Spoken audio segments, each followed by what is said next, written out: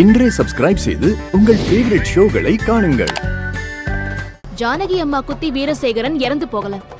ஜானகி அம்மா வரத்துக்கு முன்னாடியே ஏதோ நடந்திருக்கு.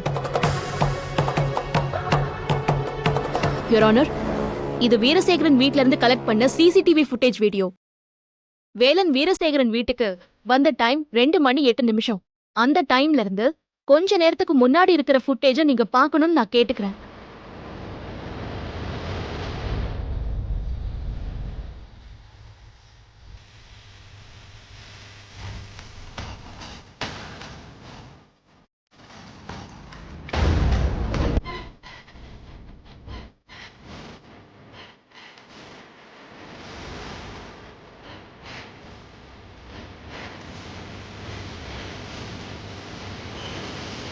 டாக்டர் கொடுத்த போஸ்ட்மார்ட்டம் ரிப்போர்ட் படி மர்டர் டைம் 1 to 1:10 தெளிவா போட்டிருக்காரு.